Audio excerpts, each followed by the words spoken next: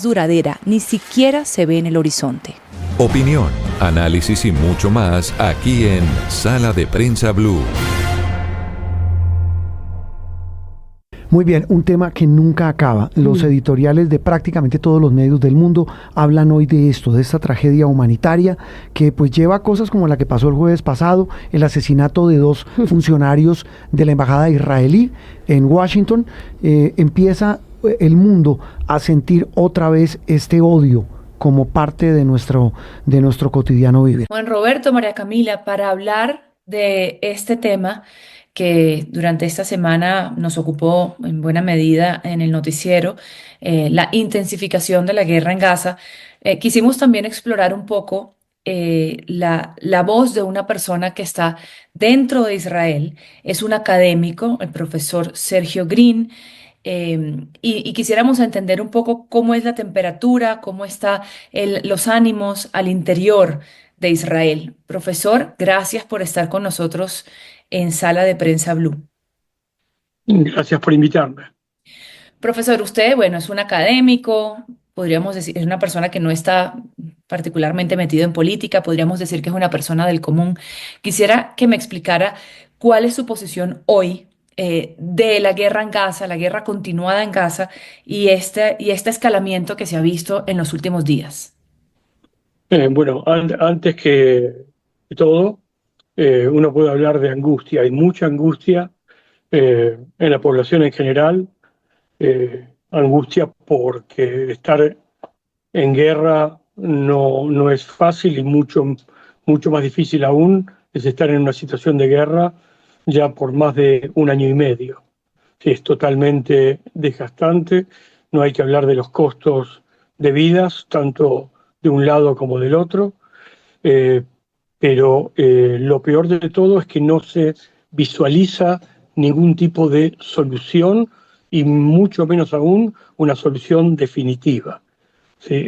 Entonces, si uno tendría cierta certidumbre que tomando por este camino, ¿sí? O tomando por este otro camino, uno llega a solucionar las cosas, entonces habría algún tipo de esperanza. En este momento yo creo que gran parte de la población en Israel se siente como en una situación de congoja total por esa falta de proyección hacia el futuro.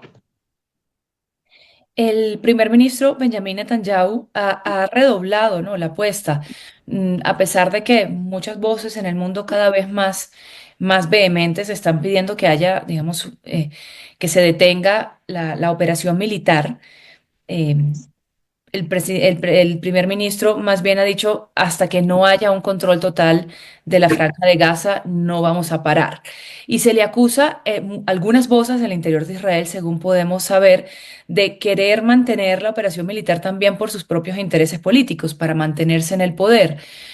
¿Cómo lo ve usted? Bueno, digamos que hay voces de afuera y hay voces de adentro. Sí, o sea, las voces, como en todo país democrático, sí, aquí por supuesto también hay oposición a la política del primer ministro. Pero yo quisiera dividir lo que implica algo táctico de algo estratégico.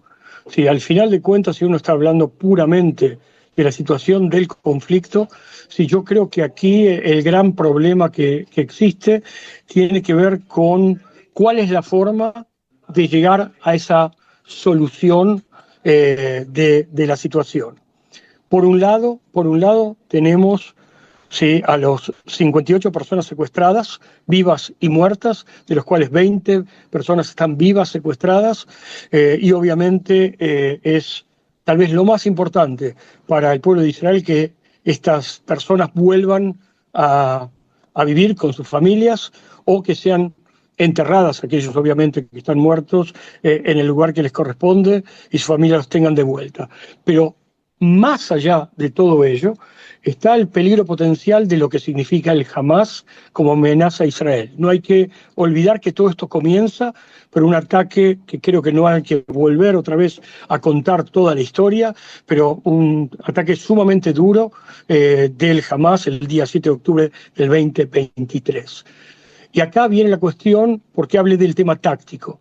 ¿Cuál es la mejor manera de llegar a un punto en el cual se devuelvan a los secuestrados puedan volver a sus casas y por el otro lado no tengamos sobre nuestras cabezas la amenaza del Hamás. El gobierno tiene un planteo muy claro. El gobierno dice, el Hamás solamente si va a claudicar de alguna manera, va a rendirse y va a entregar a los secuestrados solamente si va a haber, por un lado, presión diplomática, pero por el otro lado, una presión militar muy fuerte. Y la otra vía, ¿cuál sería? Si no es esta que nos plantea el primer ministro. Y bueno, la otra vía tiene que ver con ir hacia opciones mucho más convincentes de solución final del conflicto, en cuanto a, o relativas a la propuesta, por ejemplo, de países como Arabia Saudita, a través de los cuales se dice, bueno, vamos a llegar a una solución definitiva del conflicto palestino-israelí,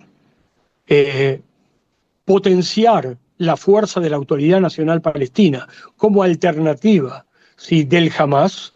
Sí, pero estamos realmente demasiado lejos en este momento de esa situación, pero yo creo que también es una alternativa válida que de alguna manera en lo inmediato parecería no real. No, es totalmente entendible, profesor Green, la herida profunda que jamás causó en Israel, que eso no se puede soterrar, porque evidentemente fue la chispa, digamos, que encendió todo esto.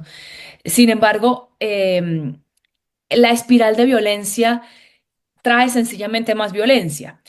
Lo que preocupa es que este evento aterrador, terrible que ocurrió en octubre de 2023 se ha respondido con violencia, violencia, violencia, violencia, violencia, y uno teme desde afuera que esto solo impulse y dé más combustión a la situación. Entonces quisiera saber, para terminar un poco, también como una reflexión final sobre la manera en que se está conduciendo esto, y que sencillamente nos aleja cada vez más de no seguir mirando esta situación tan terrible que está ocurriendo en Gaza con los secuestrados israelíes y con la población gazatí golpeada, diezmada. Entonces, para terminar, sí quisiera como este tono reflexivo sobre este tema.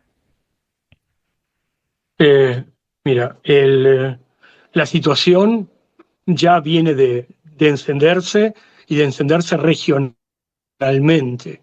Sí, hay que entender también que Israel estuvo peleando en varios frentes, sí, frente a Hezbollah en el Líbano, estamos hablando de los delfines de Irán, hoy con los hutíes en el Yemen, sí, las milicias pro-iraníes en Irak, en Siria, lo que viene sucediendo en Siria, es decir, acá estamos hablando de todo un tema regional, ¿sí?, muy difícil, donde todos estos actores expresan, no queremos una parte de Israel o quieren borrar a Israel del mapa, ¿sí?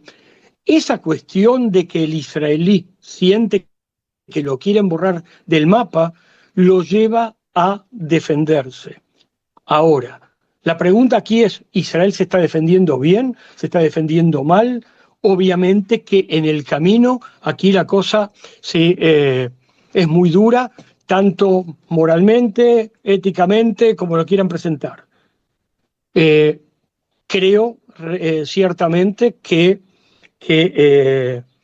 la intervención de los países del mundo tiene que ser una intervención mucho más activa en cuanto a presionar para que la diplomacia sea el instrumento para llegar a la solución de los problemas. Esto de que muchas veces uno ve que muchos países en el mundo, si se ponen al costado y parece como un partido de fútbol donde están jugando, no sé, el Atlético Medellín contra no sé qué otro equipo y cada uno aplaude a quien más quiere, ¿sí?